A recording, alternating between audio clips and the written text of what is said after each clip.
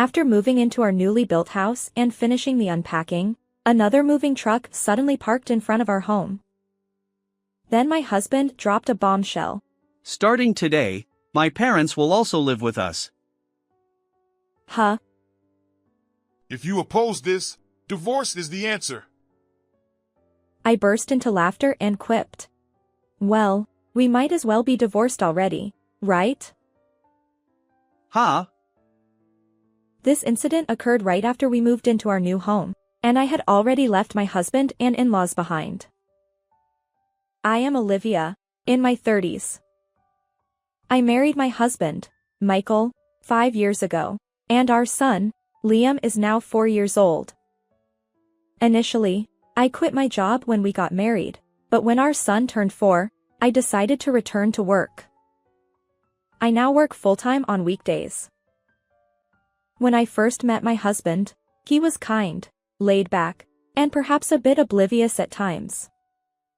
Back then, I thought these traits were just part of his personality.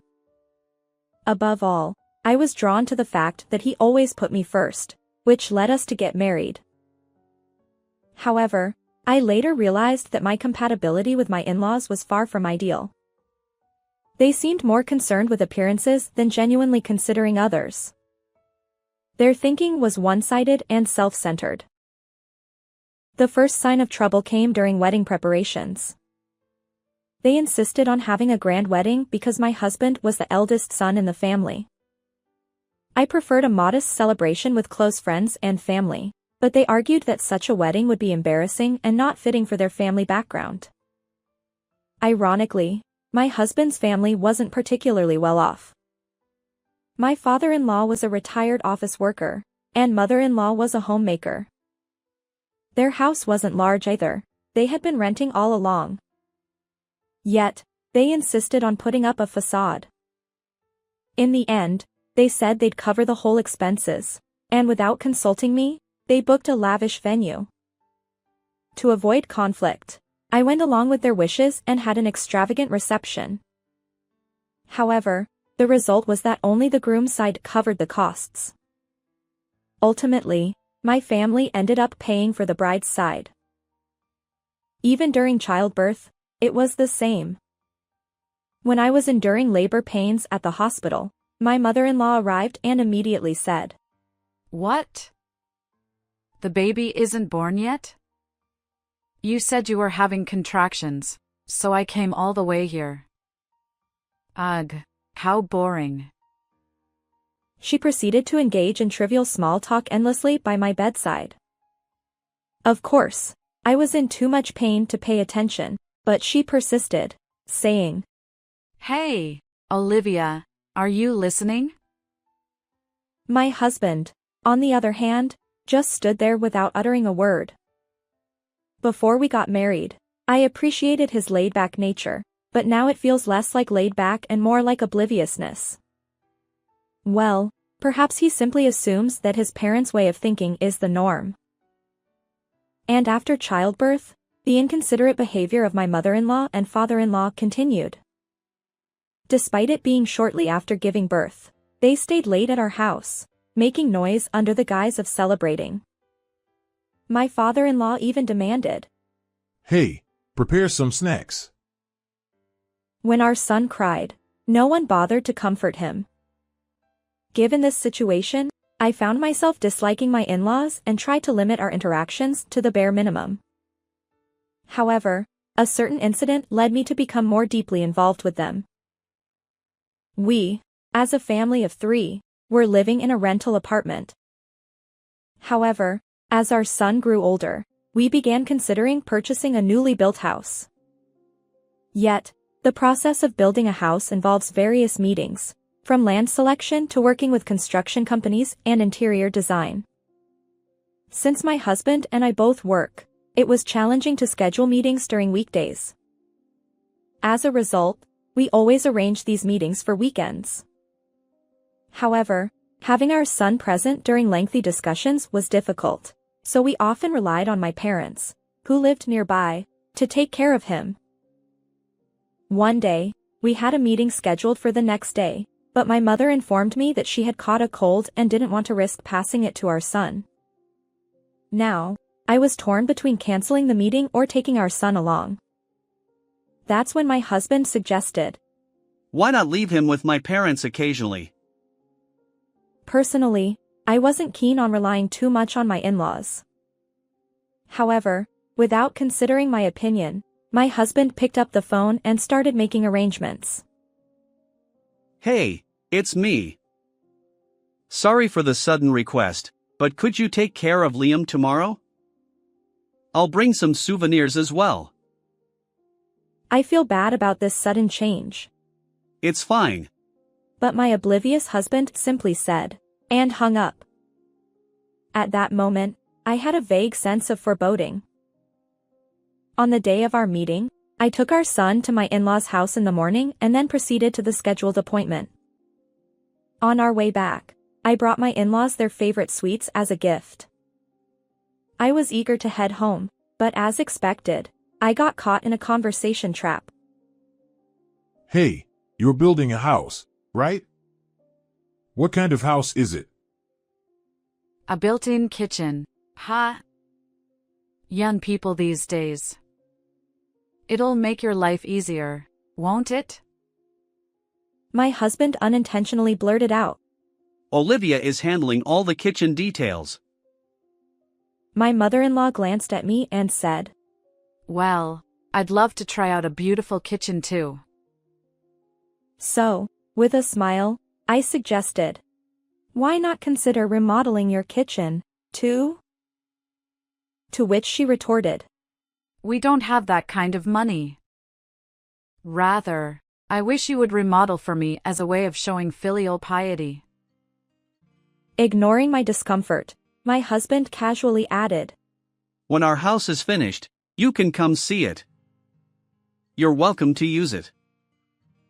Personally, I dreaded the idea of others using my kitchen.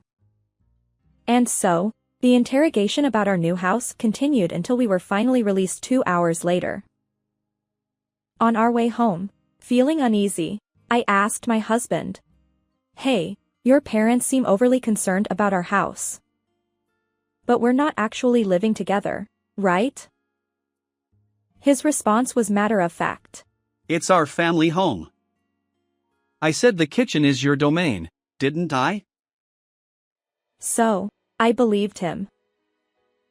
From that day on, my in-laws began offering to take care of our son during our meetings. While I appreciated their help, they always managed to meddle in our home affairs afterward. Show me the blueprints. He started asking questions like, How spacious is the bathroom? or, What's the size of the guest room? he even offered unsolicited advice about the future, saying, You should install handrails in the entrance for peace of mind during old age. My mother-in-law chimed in, suggesting, Wouldn't a living room be more comfortable here? or, What's the height of the kitchen counter? when I tell her the height, she said, Oh, that would be inconvenient for me. You should make it a bit lower. I couldn't help but reply. I adjusted it to the height that is comfortable for me. But my father-in-law interjected, It's not just you who'll use it. Michael will live here too, so you need to consider everyone's comfort. Everyone? We're not designing the house to accommodate occasional visitors. Desperate for support, I looked at my husband, but he remained silent, accepting their words without objection. Whose house are we building, anyway? Because of these repeated exchanges, I grew exhausted. So, I consulted my husband, saying, Can we stop leaving Liam with your parents? It's also frustrating that they keep interfering with our new house plans. However, my husband dismissed my concerns, saying, Having them take care of Liam is helpful. Just tolerate their nagging a bit. You're my wife, after all. But your parents are imposing their opinions too much. It's as if they think they'll be living here. Surely we're not considering cohabitation? In a half-exasperated tone, my husband snapped. I said we'd live as a family, didn't I? Stop being so persistent. If you keep complaining, we'll get a divorce. Divorce. What on earth was he saying? It was my in-laws who suddenly intruded into our new house plans. Yet somehow, our conversations always veered toward divorce. Since that day, my husband's threats of divorce increased with every issue that arose. On another day, after a meeting, my in-laws visited our home and began discussing our new house. My father-in-law suggested, Hey, shouldn't we change the location of the bathroom? Yes, maybe it's better to move it over here. Should we ask the design firm for changes? Even my husband seemed ready to make a phone call. Feeling cornered, I asserted, we've already made decisions. In response, my father-in-law grew angry. Who do you think you are? You know nothing about house matters. Listen to the opinions of your elders. Exactly. We're advising you for your own good. Rather than coming to my aid, my husband casually said, Yeah, let's consider their advice. It seems I'm stuck in a whirlwind of opinions. Then my father-in-law looked at me and said, Hey, Michael, couldn't you have married someone more understanding? Dad, don't say that. Come on, Olivia, apologize.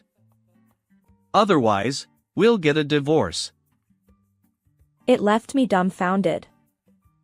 I thought, enough is enough.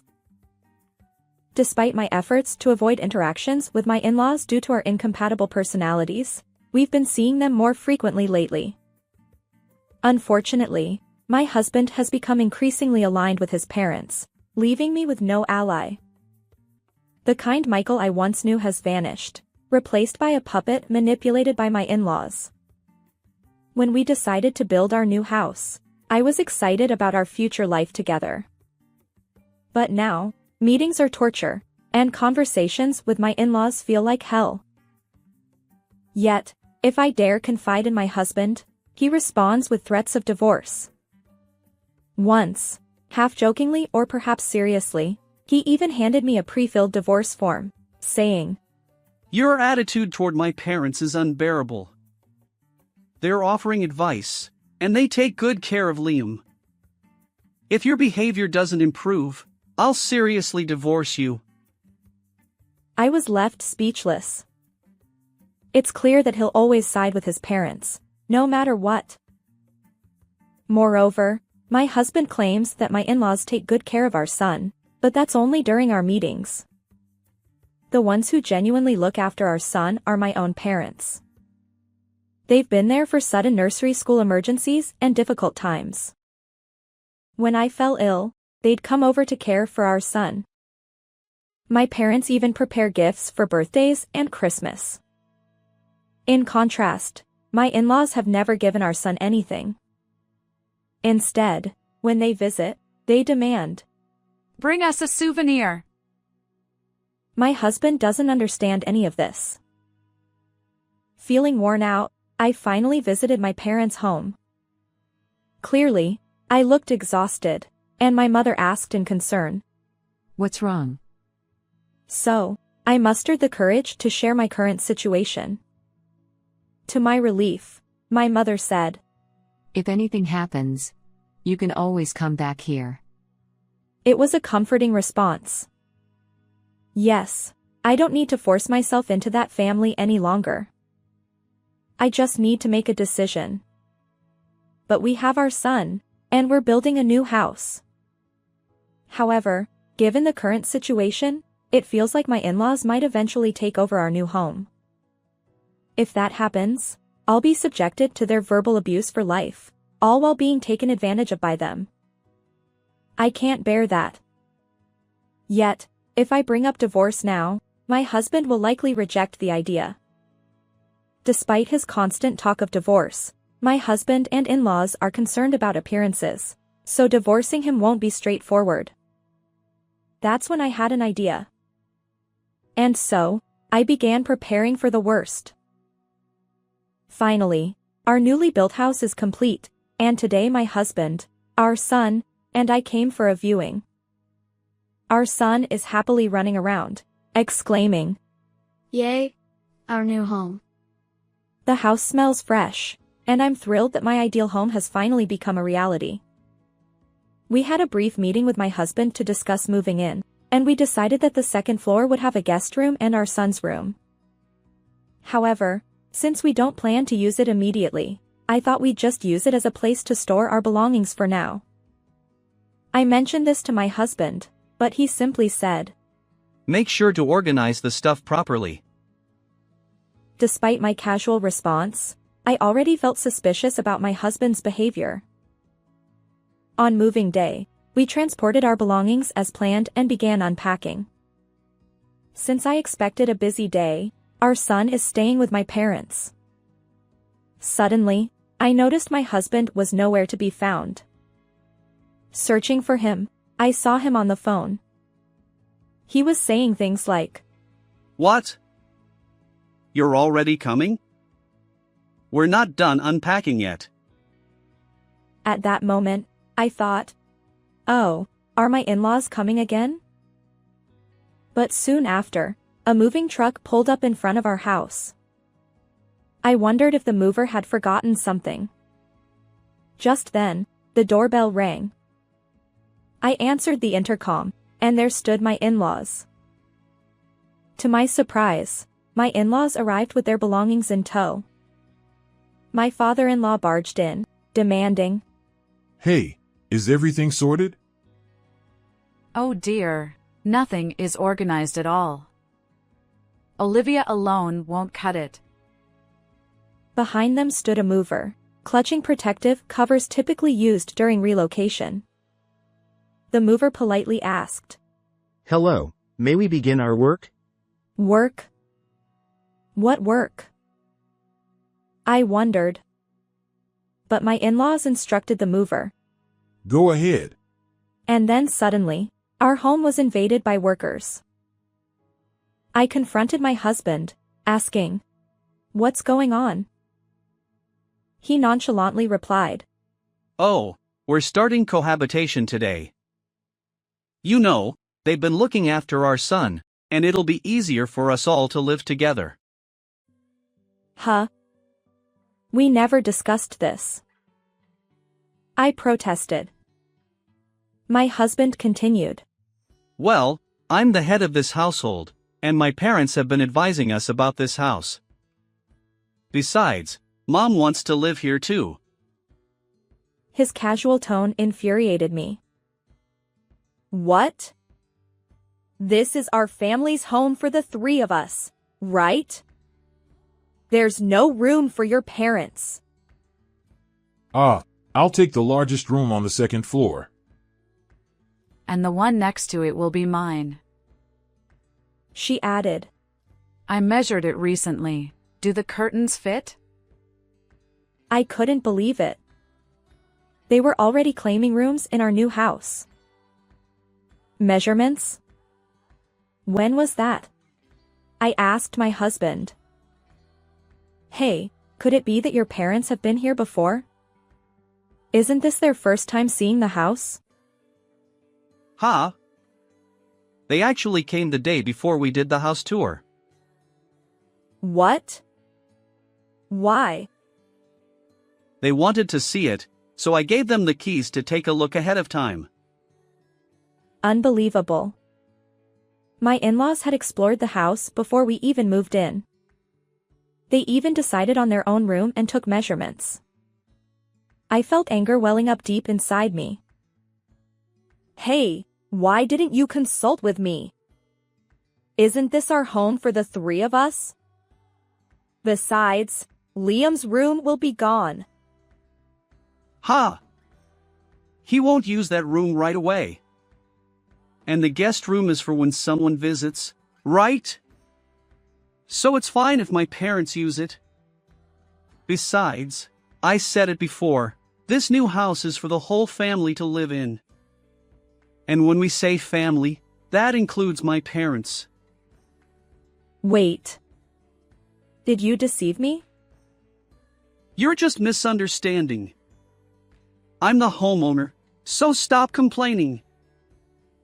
As my husband and I engaged in this exchange, my in-laws joined the fray.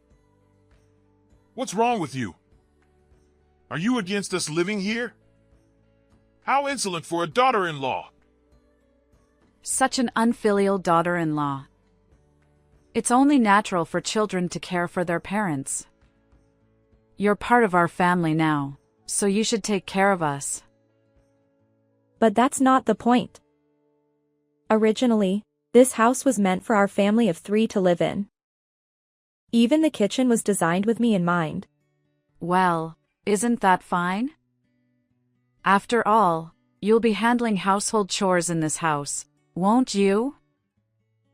As a daughter-in-law, isn't it natural to take care of the household? Then does that mean you won't do any housework? Of course not!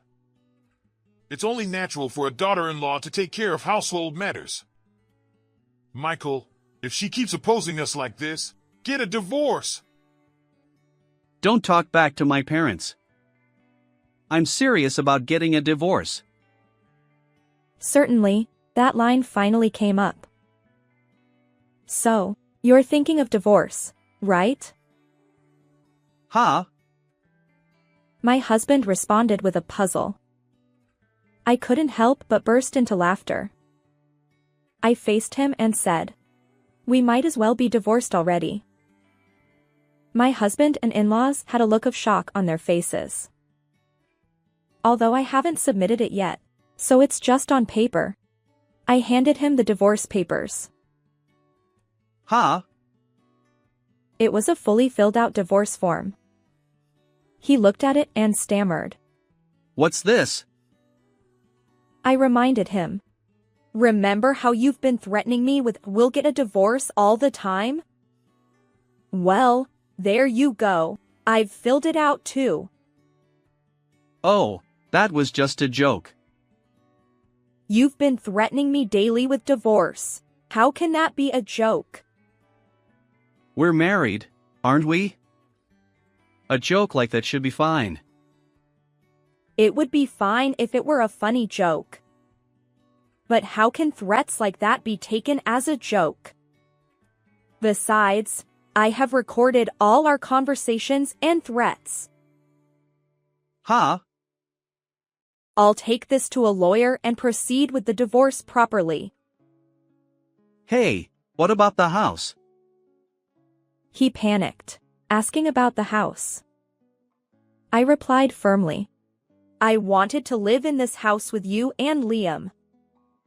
But clearly, you had other plans. If you want to live with your parents so badly, go ahead. Oh, and when we divorce, make sure to repay the $30,000 I lent for the down payment. And lump sum child support too. I'll be raising Liam. With that, I opened a box containing essential items for my son and me, a traveling bag and a backpack, for whatever comes next. Yes, I had been waiting for this moment. As I suspected, my in-laws had intentions of taking over the house. And my husband, too, conspired with them to deceive me. In that case, divorce seemed to be my only option. However, my husband, born into a family that values appearances, wouldn't readily agree to a divorce. So, I came up with a plan involving the divorce papers he had prepared. Although he probably intended it as an empty threat, he had meticulously filled out the divorce form. I decided to play along. But submitting it silently risked invalidating the divorce, so I secretly recorded our conversations to confirm his genuine intent. Perhaps my husband believed I lacked the courage to go through with it. True, divorcing while raising our young son wouldn't be easy. But I wasn't alone. My parents supported me, and most importantly, I worried about our son's well-being if we continued living with that family. So, divorce and separation seemed like the best course of action. I packed my bags and went to my parents' home, explaining the situation. They assured me, "You're welcome to stay here." Then, I entrusted my son to them and visited a lawyer's office. I showed them the divorce papers, the recorded conversations, and requested legal proceedings. A week after leaving our newly built home, my husband called repeatedly. Avoiding his calls, I let the answering machine collect numerous messages. His voicemails consisted of demands about the mortgage. What are you thinking? Come back soon. Yet there were no apologies, no concern for our son, and no mention of driving out my in-laws.